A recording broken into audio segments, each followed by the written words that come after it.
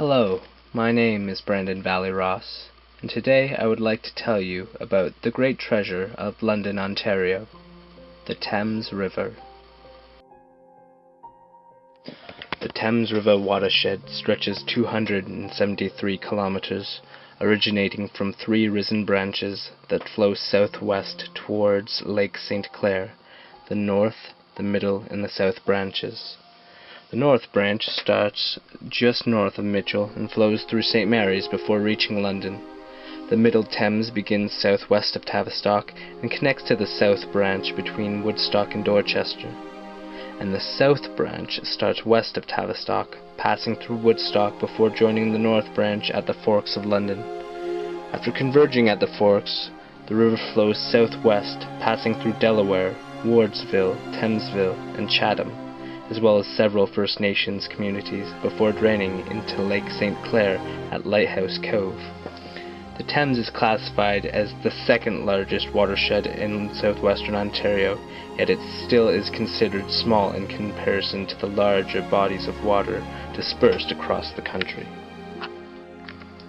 The Thames River formed as one of the first rivers after the retreat of Ontario's last glacier, known as the Wisconsinian Glacier.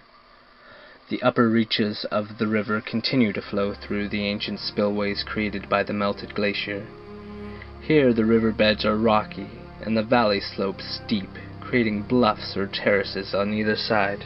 The broad valleys of about 1 kilometer confine the river with a depth of 33 meters, but below the forks towards Chatham, the depth gets slightly shallower, and the river is no longer confined by the steep valley as the terrain begins to flatten out.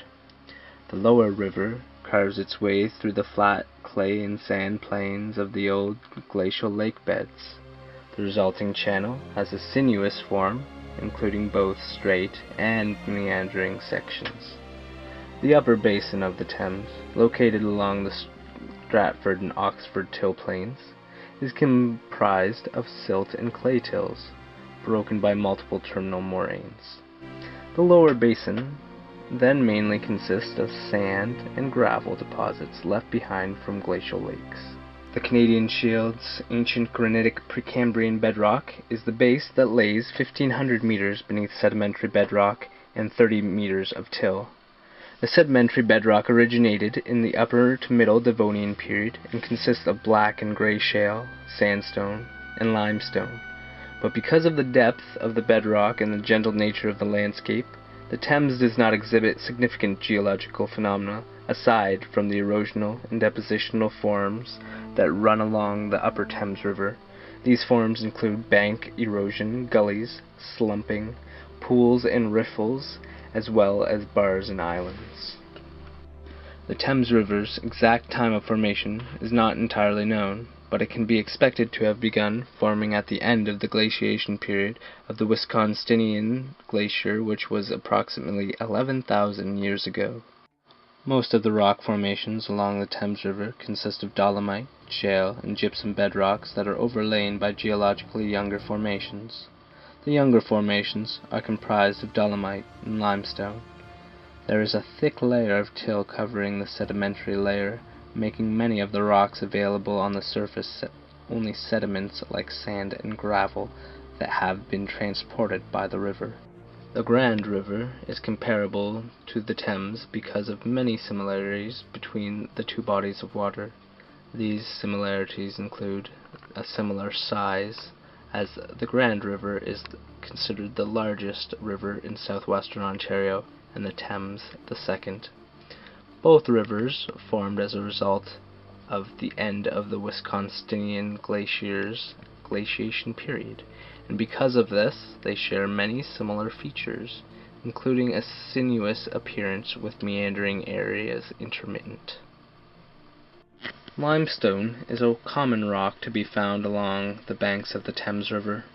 Limestone can be used as a raw material for manufacturing calcium oxide, calcium hydroxide, mortar, and cement.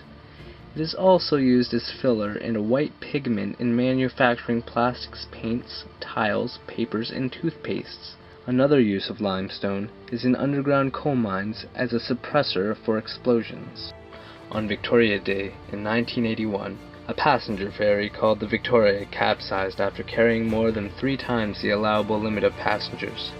The ship had begun taking on water, but before the captain could make an attempt to salvage the vessel, it listed to one side as passengers flocked to watch 2 rowers attempt to race the ferry. This caused the boiler to roll off its mount and take out the supports of the upper deck, crushing those below. Of the 650-some passengers, 182 died, many of them children who were with their families intending to picnic at Springbank Park for Victoria Day. This event has been known as the Victoria Day disaster. I want to thank you for watching, and I hope that you found something interesting about the Thames River today.